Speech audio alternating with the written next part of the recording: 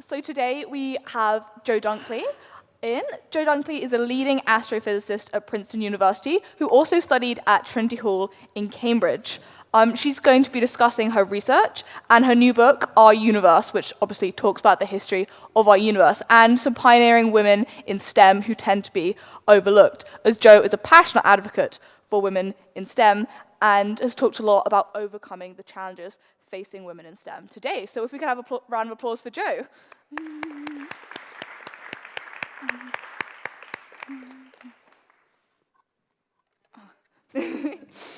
Thank you for coming. Thanks for having me.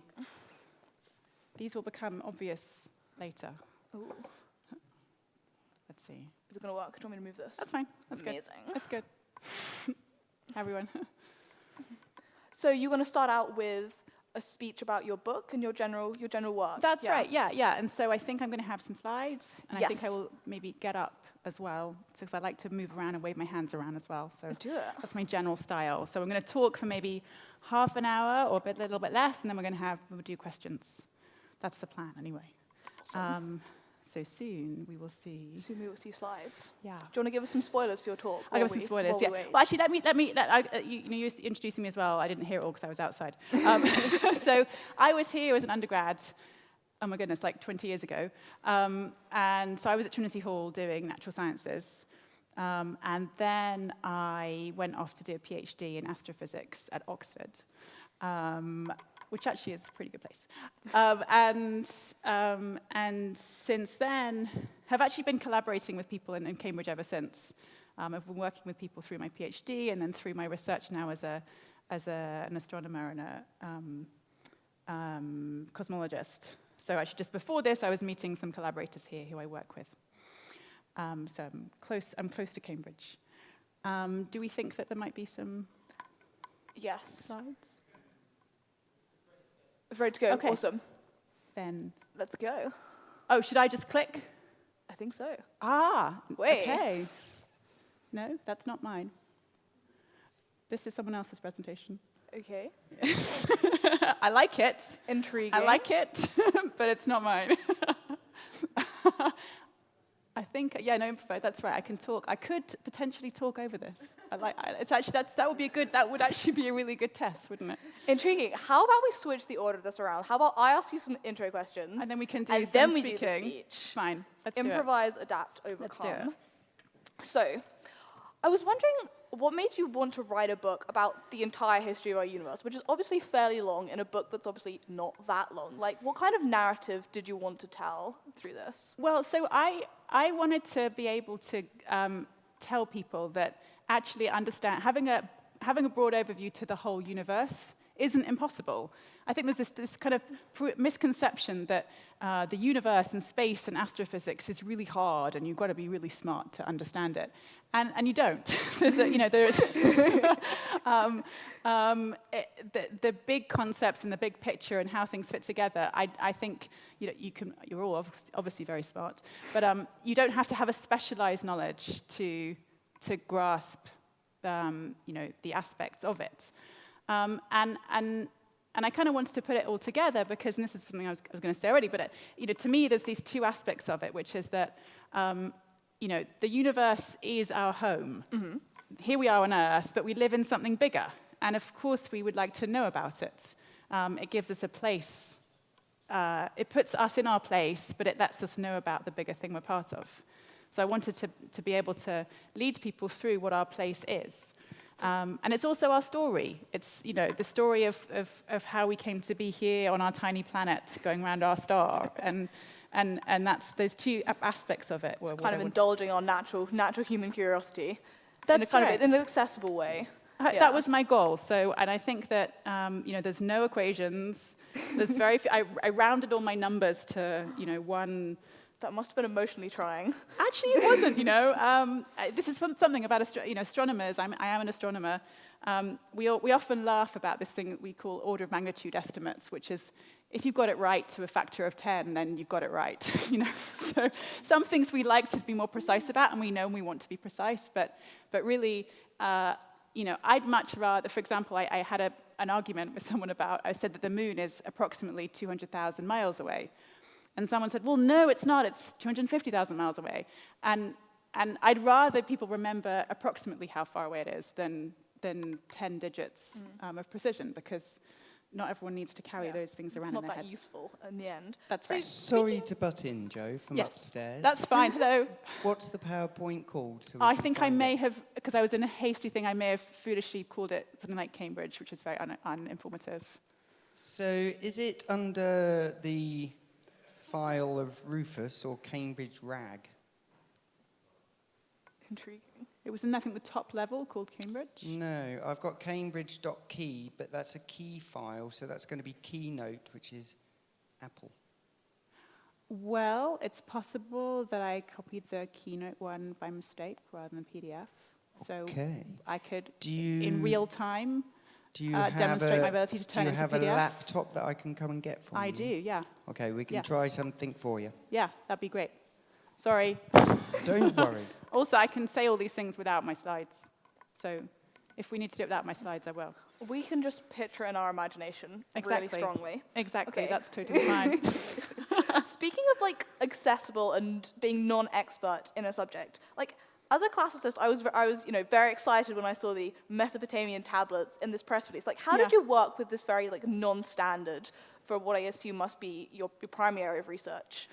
This non-standard evidence. Well, so I think, so Mike, because what I do, my job as an astronomer, I do this particular area of astronomy that's cosmology. So my questions are I ask questions about the large-scale picture of the universe. So things like how old is it, and what's it made of, and is it growing, and where's it going? And so, yes, some of the details that are in the book are beyond my immediate expertise, but I love finding out about them. It's a kind of a joy that I don't normally get to do in my regular research, is actually discovering when astronomy was starting. And some of these things I knew from reading other books, but some of the things I then had to go and look up. And that was great fun to me. And actually, in particular, looking up the lives of a lot of the people whose results I knew, but the backstory I didn't know, that was great fun. Did you go and look at any of the kind of original evidence, the original tablets? I didn't see the original tablets. I know. Actually, my husband's a historian. He's like, did you go and see? Because actually, he actually just, he was asking me, did you go and see these things? But no, not all of them. Fair enough. Flipping back to the other end, so obviously you're on the cutting edge of cosmology. In a rough astronomer kind of estimate, what kind of discoveries do you think we're going to see maybe in the next 10 years? Do you think we're going to see fast-paced discoveries, or do you think we're in a kind of slow period that will have something big at the end? I think we're in this kind of massive uphill, very fast discovery period, and that's because our telescopes and our computing power are just increasing so enormously.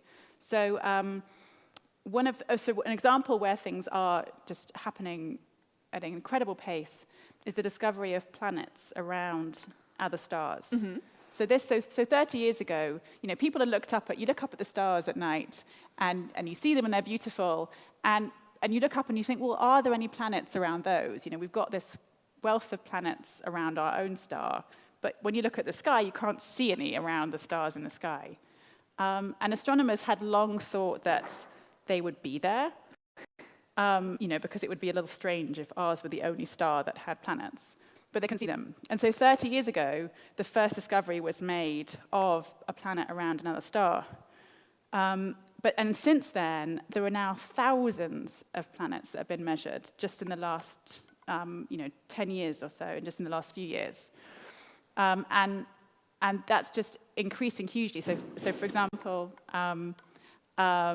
there's just been a new satellite launch by NASA called TESS, the Transiting Exoplanet Survey, and it's now looking for more and more planets around other stars. And so this is going to be just continuing increasingly fast, and in particular looking for possible planets that look a bit like Earth.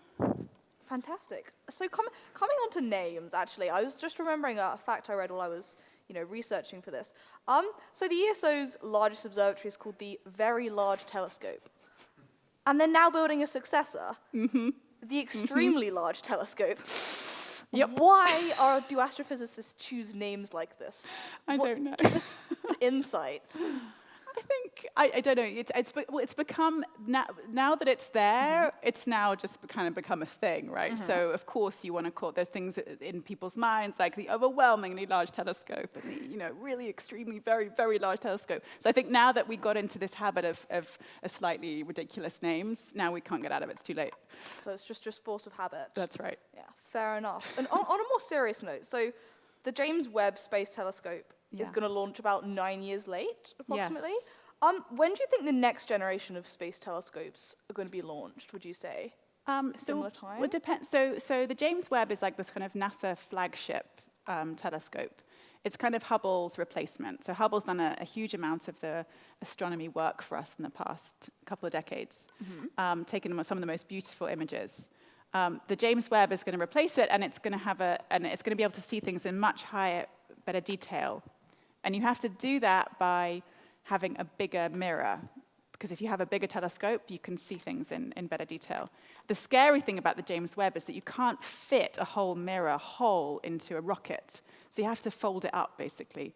So the James Webb is going to have to unfurl its mirror, like when it launches, which is going to be terrifying. Exciting. I think. But exciting, very exciting. Yeah, but what I'm saying, this is a flagship mission. There are other satellites with telescopes that go into space that will be launched in the coming decade that will be slightly lower budget, and with different goals. So there are a whole set coming.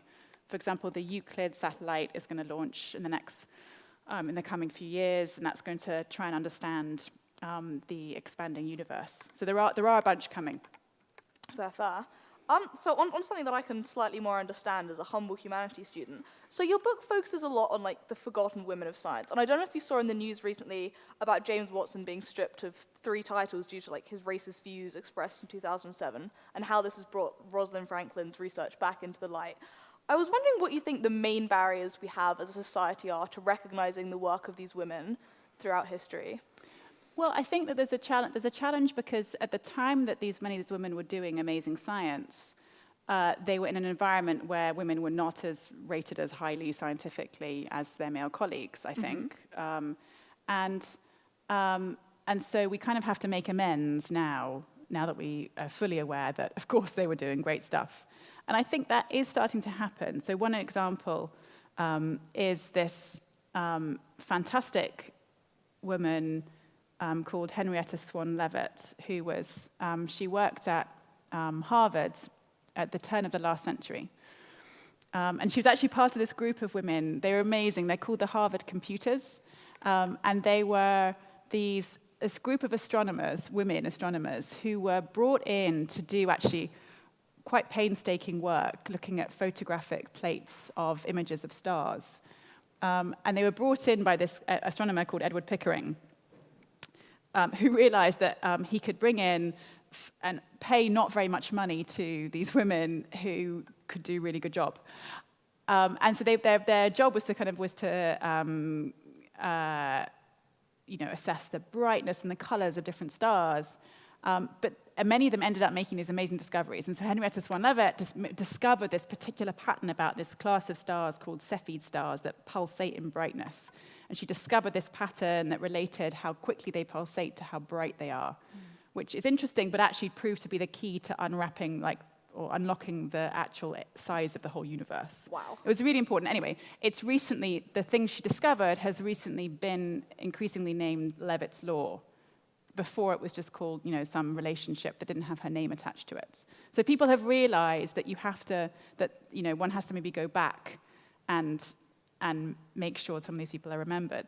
And then in the current day, I think that there are amazing efforts. There's this woman at Imperial, Jess Wade, who has made it her mission to every day write a Wikipedia article about a woman scientist. Oh, fantastic. And she's done that for the last more than a year. Wow. And so that is just visibility. I think visibility is so important. And so visibility and recognition of Yeah. those contributions. And do you think things like posthumous awards, I know a lot of committees are very reluctant to give them out. I was wondering of your thoughts on those in terms of female Yeah, I mean, scientists. something I'm really sad about is there's another brilliant woman astronomer, is Vera Rubin, who really convincingly showed that there's this amazing, I think, amazing fact that like most of the universe is completely invisible. We can't see it. Turns out there's about 5 times as much stuff out in space that we can actually see, and we have given it a name, dark matter. We don't know what it is. We can't see it, but it seems to it acts. Gravity pulls it together, and it seems to be throughout a universe. Anyway, she, thank you so much. She died a couple of years ago, but so many of us were hoping that she would get the Nobel Prize. And for the last 10 years, many of us every year would come out, we're like, Vera Rubin! And I think she really deserved it. But so that would be an example where I would say, if only. Yeah. So you'd say, like, obviously there's a stereotype that STEM is very male-dominated. Do you as a woman or other women you know, have you ever felt alienated in STEM? And, like, what can we do, as I'm sure many people in this room are, like, female scientists looking to go into STEM, looking to go into careers in that, to support other women and to create an atmosphere that's conducive to everybody performing at their best?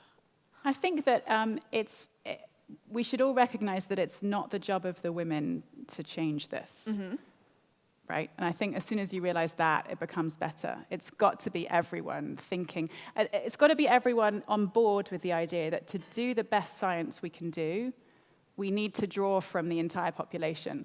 Because if we only draw from the men and only the white men, then you're just getting a really small number of the people, and you're missing a whole bunch of really clever people. And so I think this mentality that you actually, of course you want to be good to people and be fair, but I think it's helpful to actually have in one's head that if you actually want to do the best science you possibly can do, then you have to bring everyone in. And it's got to come from everyone. And I think seeing leadership of that from our male colleagues shows a real dedication to that. It shouldn't be the women or minorities' job to do that. No, absolutely. Fantastic. And on that note, I think, hopefully, the projector is now working. Okay, I've said some of my things already, but that's fine. I'll skip past them when I've said them. Spoilers. Okay, so let me say some things, then we can go back to more questions. Fantastic. Good, okay. So I did want to tell you about our universe because I think it's so fascinating. And as we said a little earlier, it's been fascinating to humans since people have been looking at the sky. You look up and you say, what's up there? And so some of the questions I ask that I also write about. Oh, come on. I'm not having much success here. Oh, there we are, cool, thank you. These questions, what is space and our place in it? And that's one of the things I try and cover in this book. Where do we fit in? Is there life elsewhere? I told you just a bit earlier about this idea of looking for planets elsewhere that might be good places for life to exist. And also what lies beyond our laws of physics. Like, we haven't got everything understood yet. There are big things that we don't yet understand. And I said to you also before, okay, I skipped past what I know, it's fine. Actually, let me say, I said to you I'm an astronomer, so I wanted to just point you out to where I work. Well, I don't actually work here all the time, but I use the telescope here. This is a picture of the telescope I use to do my research.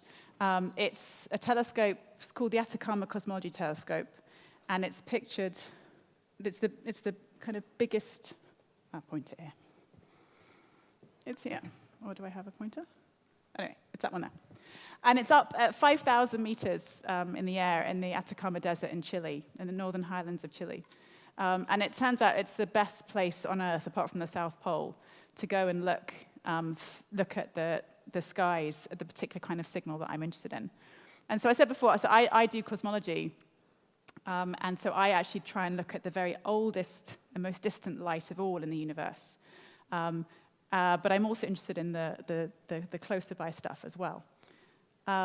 And so that's kind of my research job, but I like to find out about other parts of the universe too.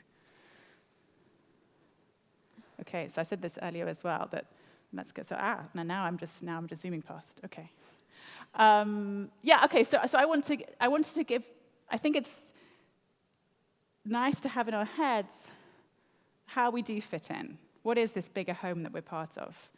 And of course, the first and most immediate part of space that we live in, we know the best. It's our solar system. Where these set of planets are going around the sun. But one of the things I think I find most striking is actually how incredibly empty our solar system is. If I imagined, I need one of my props that's vanished. I'll grab. I'm going to successively imagine stepping out on larger and larger scales of the universe until we get to the kind of very edges. And the first thing I want to imagine is if we fit the solar system into this room, it turns out that if Neptune were, for example, going around the edge of this room, that the sun itself would only be the size of a peppercorn, very tiny, right in the middle there. And on that scale, the planets and the Earth would be basically invisible. So in the whole of our solar system with the planets going around, it's basically almost completely empty of stuff. These objects are really tiny. The scale of it is, already pretty big. So we often measure, so we like in astronomy to not overwhelm ourselves with huge numbers. So we try and use units of measurements that we can kind of make sense of. And so one of the things we use quite a lot is something like a light, is the time taken for light to travel from somewhere. And light travels incredibly fast, the fastest thing we know. 200,000 miles per second it travels. And the scale of the solar system is such that it takes about 5 hours from light to get out from the sun all the way out to Neptune. So traveling at 200,000 miles a second, it takes about 5 hours to get out to the edge. So that's the scale of the solar system. And we've known that actually since these amazing expeditions in the 1700s by these astronomers who went all over the world to make these measurements of the transit of Venus. Because this inspirational guy, Edmund Halley, realized that if you could watch the transit of Venus from different locations on Earth, that you could work out the distance to Venus just by looking at how the transit time changed from different positions on Earth. And you could use that to figure out how big the solar system is. So that was the first setting the scale of things. But then if we want to take a next step out, and the solar system is big, but it's not so big that you can send things to it. We can send probes out into the far reach of the solar system. But if we want to step out further, then you have to go so much further. So to get to the nearest stars, so this is a picture of the stars in the sky, the very nearest one is 4 light years away from us, which means that light takes 4 years to reach us. And so you've then, thinking about how big the solar system is, you've gone so much further to get to the stars. We could never possibly get there. We have to just sit here on Earth and look at them.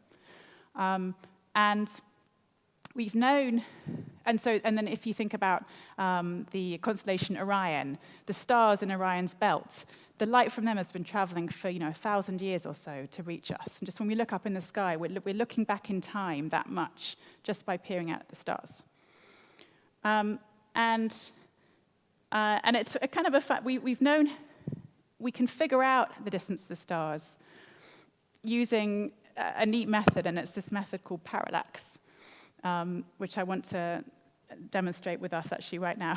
So imagine you wanted to measure the length of your arm. Okay, we're actually going to all try. I need to all do this right now actually with me. Okay, so hold out your arm and close one eye and see where on the back wall your finger lies. Okay? And then switch eyes, and you should see it move. Yeah? And now hold your finger closer to your face, as if you had a really short arm, and do it again. Okay? Does it move further? Good. Okay, good. Correct. Okay, so the idea is if you couldn't be bothered to measure the length of your arm, okay, which, whatever, let's go back to that, you can just measure the angle that your finger moves, and you can measure the distance between your 2 eyes, and using very simple triangle trigonometry, you can figure out how long your arm is. The shorter your arm is, the more it moves. And that's exactly what was used originally. We're still using it to figure out distances to stars, where now we're trying to figure out the distance to a star that's our finger. And we look at how the star moves against the backdrop of more distant stars. And now our two eyes are our Earth as it goes around the sun. So one eye is the Earth at one point in the year, and the other eye is the Earth 6 months later as it's orbited around the sun. And so we look at the same star from two different perspectives, and we see how much it moves on an angle there. And it works. This was done in the 1800s, first of all, and it demonstrated really how far away the stars are. Sorry, I flicked through this. And so that tells us kind of where they are, and what we think we then are part of is this thing we call the solar neighborhood, which is a collection of stars that is within a kind of 10 or 100 light years of us, and they kind of move around. They're collected together in our neighborhood of stars. And it was actually this woman who figured out not where the stars are, but what they are, what they're made of. This is Cecilia Payne-Gaposchkin. She's one of my heroes, and I think she's appropriate for talking about today here in Cambridge, because she was an undergrad here in Cambridge. And so she was at Newnham. She did study sciences here. And she unfortunately, though, she had a great career. She didn't get awarded a degree because at the time we didn't award women degrees. This was back in the late 1910s. But she went to this inspirational lecture by this kind of giant of the field, Arthur Eddington, who lectured about this expedition that they'd done to watch the solar eclipse to test Einstein's law of general relativity. That was this new idea of how gravity works. And she was totally inspired by it, but realized that her opportunities in the UK at the time were pretty slim to do astronomy as a woman. So she moved to the other Cambridge in the US, where the Harvard computers had been now for years. There was this now a great history of women doing astronomy. She went there, and I've dropped my peppercorn. It's fine. And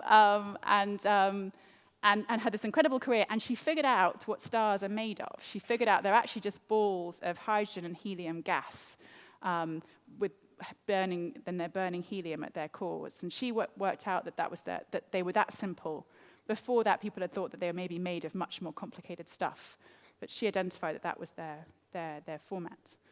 And so now if we imagine kind of just fitting our solar neighborhood into this room, then actually the solar system, the whole of the solar system would be a grain of salt in that whole space, because it's so much tiny. I don't have a grain of salt because they're too tiny. It's that small compared to the scale of the stars. But if we now think of where we are part of something bigger, our little group of stars that we see in the night sky are actually part of this much bigger thing, the Milky Way galaxy. And there's an image of how we might see it here on this image. Oh, sorry, I'm not pressing anything, but sorry, thank you. Which is this band of light on the sky. And so what this is this ginormous disk of stars, about 100 billion stars, that we're living inside of. And we see it we don't actually, from Cambridge, I'm sure you don't often see the disk of the galaxy because the night skies are not so clear. But if you've been somewhere where the skies are clearer, you should be able to see this beautiful band of light. And the reason we see it as this band of light, this is why I named my saucepan lid, is that we think that imagine this is a galaxy, okay, so a big spiral disk of stars. We think we live in our solar neighborhood, our little collection of stars, about halfway out from the edge, in a spiral arm of stars. But we're kind of embedded in the disk of the galaxy. So imagine that you're inside the galaxy. If you're in it and you're looking sort of through the disk of the stars, you see this band of light running along where the disk is. But if you look out straight through this way, there aren't so many stars that way, or that way, so you don't see very much, and you just see darkness. So this band of light on the sky that we can see when it's really dark is us looking directly through the plane of the Milky Way, or conversely, maybe out that way as well. But because we're inside it, we can never actually take a picture of it from the outside because it's so big that we can never get out. But we can imagine what it might look like because we get to look at other ones. So this is an image, beautiful image of a different galaxy to ours that might look a little like ours. So you see like this beautiful swirling disk of stars spiraling into kind of a central region. And this thing really is, well, it's a step up. If we think about how long light takes to cross it, it's about 100,000 years. So that we can compare to the stars around us, which the light takes a few years to come from, or tens of years, hundreds of years. This thing would take 100,000 years to cross from side to side. So it's a pretty big thing. And we can actually measure where things are in it through this parallax method. And actually then the thing that I referred to earlier, this pioneering astronomer Henrietta Swan-Leavitt, that she figured out these pulsating stars had this particular pattern of how often they pulsed was connected to how bright they are. It was those stars that were actually used to figure out how big our Milky Way galaxy is, because you can see further using these pulsing stars than you can using this parallax method. Because it turns out that the angle that a star shifts becomes so tiny the further you go that at some point you can no longer do it this way. So we live in this in a galaxy, and for a long time, until 100 years ago, people thought that was all that there was, that the whole of our Milky Way galaxy was it. That was the universe. But then, using these same stars that I just referred to, the Cepheid stars. Edwin Hubble, the well-known astronomer, who is much better known than Henrietta Swan-Leavitt, but they should both be very well known, he studied these kind of smudges of light in the sky that previously people thought were inside our Milky Way. And he found these pulsing stars in these smudges of light. And he realized, using Leavitt's law about how the pulsation rate relates to how bright they are, that they actually had to be incredibly far away because they were just too dim, given their rate of pulsation. Just the measurement of how bright they were didn't make sense if they were really as close as being inside our galaxy. It only made sense if you said, right, they've actually got to be way, way, way outside our galaxy. And so there's this discovery in the 1920s that actually there are whole galaxies outside our own, that we're just one of them. And now, sorry, let me just go back to there. And now this is just a snapshot of a few beautiful images of other galaxies outside our own. Excuse me. And so, okay, and now let's imagine if we were just to take our own galaxy once again, if we put the whole disk of the galaxy in this room, then just our little solar neighborhood, our collection of nearby stars, would be the size of it's just there, look, my peppercorn, right? And it would be going around, it would be moving around the room, kind of halfway out from the middle, bobbing along, and it's actually moving itself, spinning pretty fast around. So when we look out, we find the galaxies are kind of clumped together in these, it's kind of the cosmic equivalent of towns or cities. They're either clumped in gravity pulls them together, so they're grouped in a few or up to tens to hundreds to thousands of galaxies together. And they're becoming some of the biggest objects in the universe. So,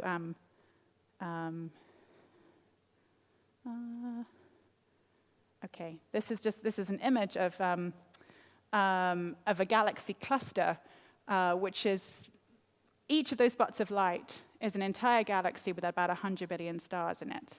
And they're all brought together by gravity into this kind of beautiful conglomeration. But ourselves, we, in the Milky Way, we live in a small group, a small town. There's only, in our little group of galaxies, called the local group, there are only 3 big galaxies and a whole bunch of little ones. And we are gathered together as our little kind of next bit of our home. And then we can take a final step out. The largest thing of all, we think, in the universe, these things called superclusters.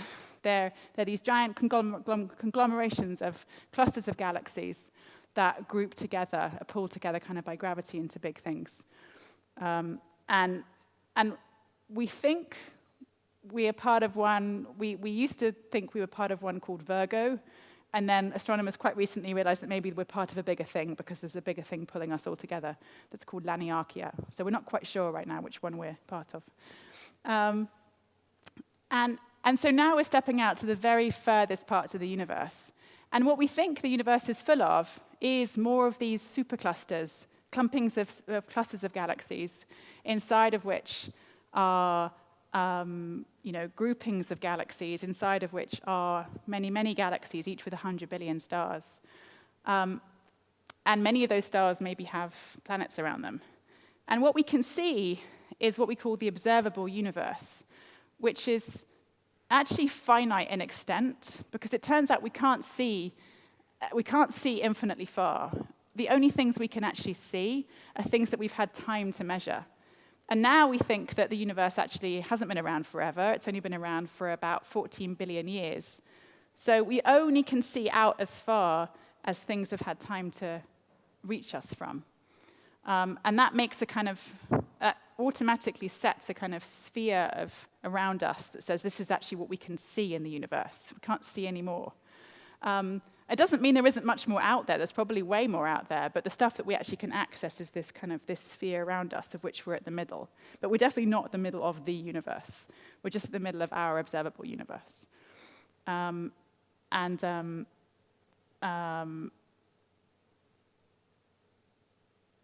there's this neat thing, which is that the further you look back out, the further back in time you get to look as well. Because light takes time to reach you, this observable universe around us, we see the nearer parts as they were, just recently. And then the further parts we see as they were in the past. And we go deeper and deeper into the past until the parts that are really far away are kind of billions of light years away, billions of years back in time. So that's quite extraordinary. The one last, I want to check how I want to say another couple of things, okay? Which is about this woman, which I mentioned before. So I wanted to tell you what she did that convinced us that that most of the universe is actually invisible. So saying what are we part of, what's our home? Well, there's this kind of structure of these different realms of the universe that we live in, but all the stuff that we kind of look at are the things that we can see. We look at light, we can see it, great. But Vera Rubin and others discovered that there was actually more to it than meets the eye. She was working in the mid-last century in the States. She had some challenges, as I think we were mentioning before, women did do at the time. She did a degree, and then she applied to graduate school to do astronomy. One of the places she applied was to Princeton, my current university, but they didn't accept women graduates at the time. So undeterred, she went to Cornell and studied under famous physicists and did incredibly well. And then she had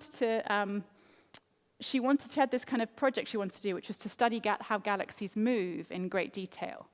And she realized that the thing she needed to do that was the sort of biggest and best telescopes available at the time. She wanted to use the Palomar Observatory in California.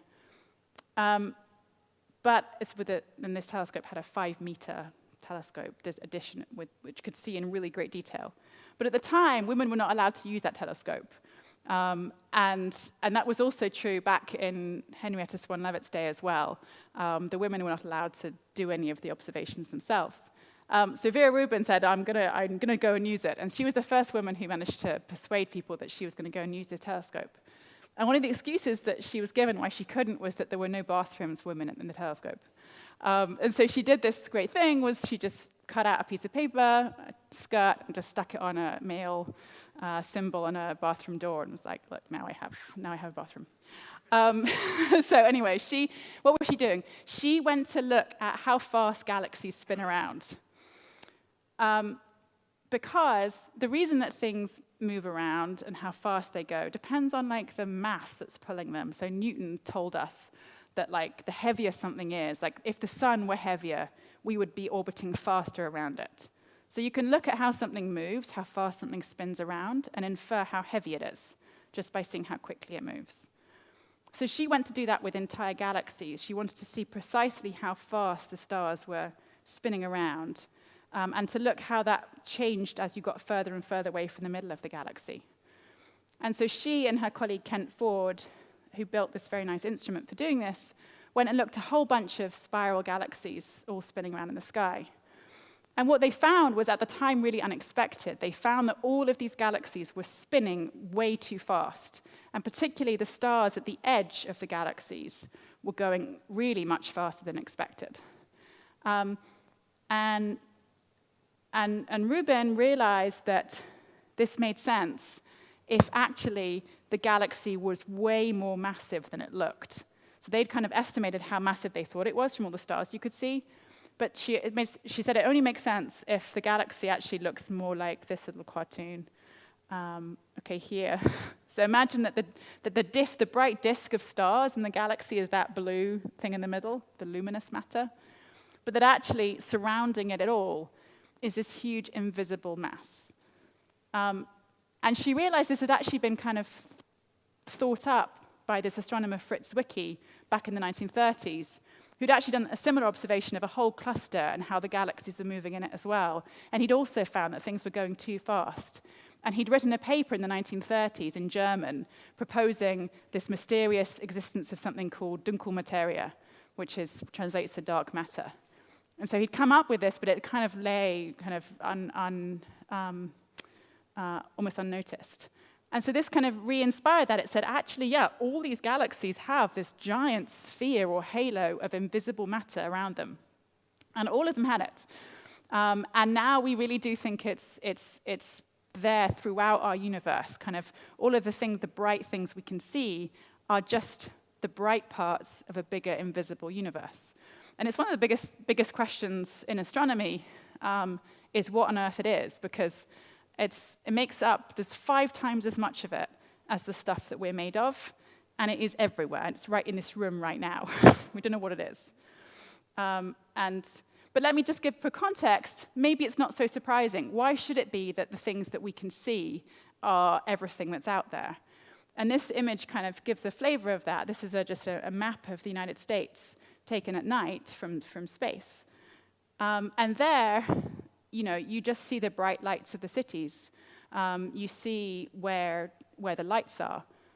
But what you don't see is all the stuff underneath that is there, the land that's not sending out the light. So, in this context, sure, there's dark stuff there that you can't see, but it's there. And now we think that there's all this dark stuff that we can't see, but we're pretty sure is there as well. I'm pausing because I don't want to keep going on for too long.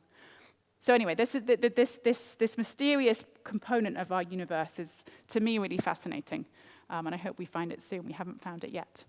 I think I'll stop there so that we can do more questions. Fantastic. Okay. Thank you so much. Sure. Yeah, we could applaud.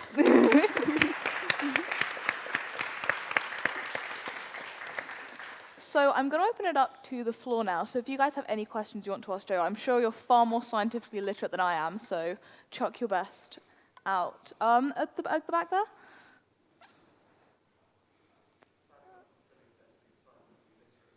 That's fine. I was interested by what you said about Vera Rubin struggling to gain access to the telescope. And I wonder whether, is there still some kind of difficulty for researchers to get access to these huge projects like the James Webb Space Telescope, like the telescope in Chile?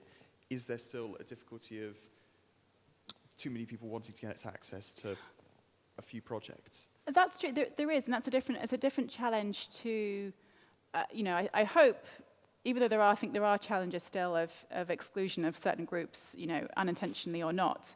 There is a different challenge, which is that, we all want to do great science, but we can't all use these instruments. And that is a way in which astronomy has really changed in the last, tens of years, is that now to answer big new questions, you need really big facilities in general. And so it means that, the lone astronomer who goes and makes an observation by themselves with their telescope in their back garden, there are still things that you can do with that, but in general, that no longer works. And so you have to be part of these big teams. And that means you have to, bring in funding, you have to make sure you can join things. A huge part of our lives as astronomers is figuring out, how we do big projects together, who gets to do them, how that works. But there is a good process for it. Yeah. Fantastic, thank you. Does anybody else have a question at the front?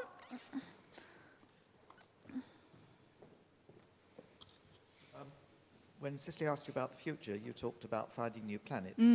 But most of the planets that have been found are fairly close to their stars. That's right. What sort of timescale do you think it would be before we start finding planets that have the same sort of relationship to their star as we do to ours, on which you might expect to find the same sort of evolution having happened? That's a good question. So one of the reasons that so far many of the planets that have been found are very close to their host star. And they're kind of extraordinary because they're so close, they go around their star in like hours or days, right? I mean, our Earth takes like 365 days to go round, and some of these planets go round in like a few days, a few hours, really close. But the reason those ones have been found is the method of finding them.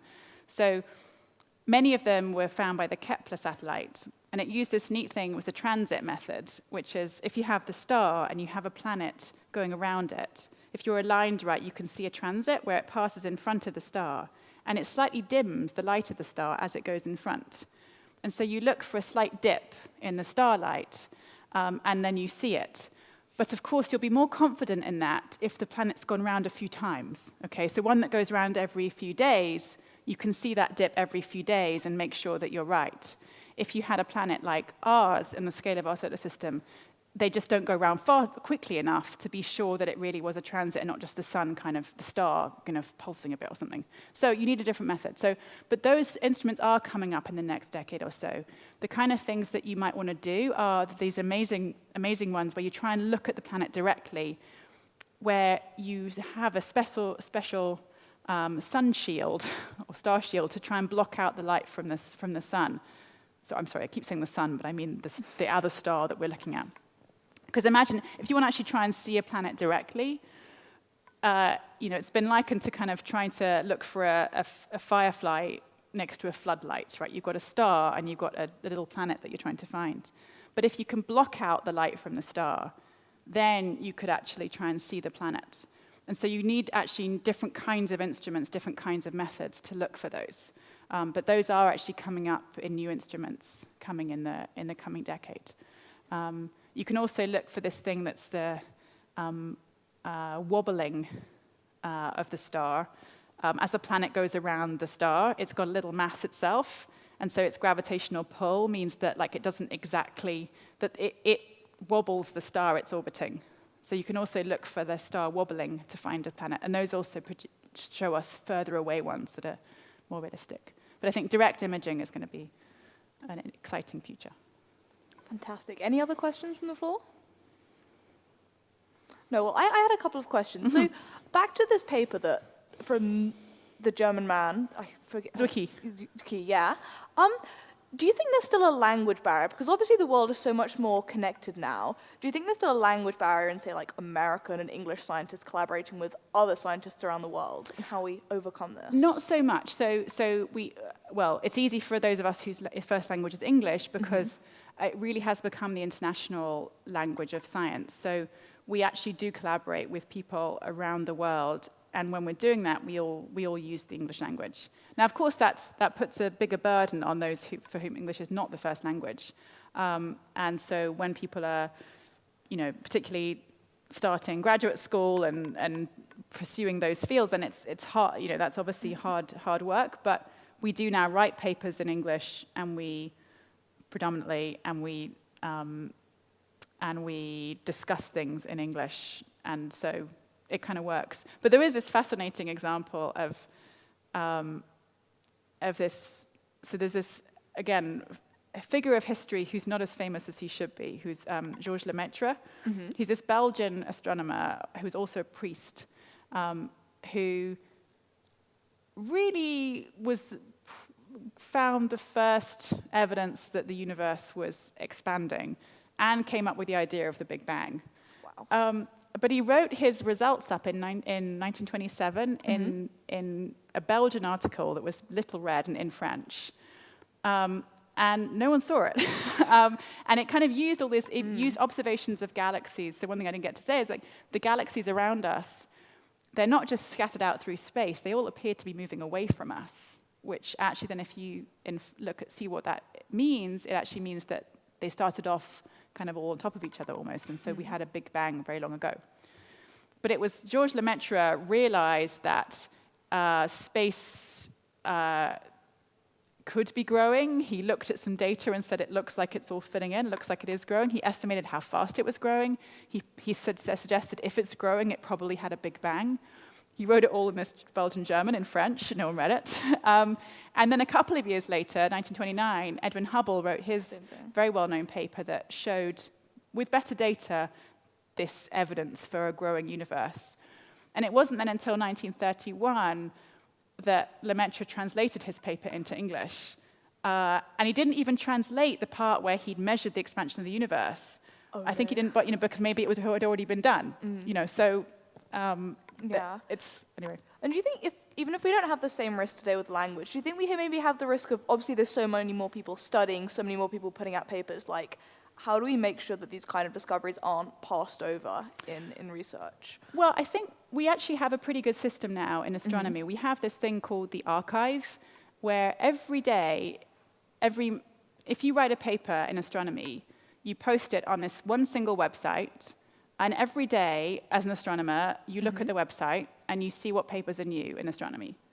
And it's other fields have it too, but not all fields. It's fantastic. It means that, I mean, of course, it's a lot. You don't read everything every day, but you do know where to find it, because we all kind of know that if there's a paper in astronomy, that's where it is. Okay, yeah, that sounds like a really good system. So, last question for you personally, like, what was the most exciting, like, fact that you found out while researching your book about our universe? The most exciting concept that maybe you hadn't thought about before? Let me think. I'm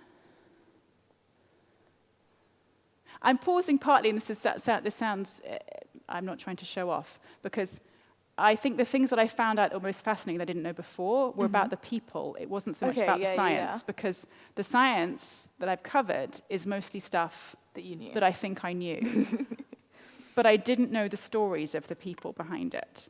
So to me, the stories of how these things happened, and actually in particular the story about Georges Lemaitre. I mean, I do cosmology, and I use these equations. I use this equation, the Friedman, Robertson, Walker, that we sometimes call Friedman, Robertson, Walker, Lemaitre, and sometimes we don't. And I'd use them, and I didn't. And this guy Friedman as well. He's this incredible guy in Russia who figured out that, again, that probably the universe is growing, and maybe had a beginning as well. Anyway, I didn't know the story of those people, yet I'd used their equations and taught the equations to my students, and I didn't know all the stories. So to me, it was so connected to what I do that I found that the most kind of compelling. Oh, fantastic. Thank you.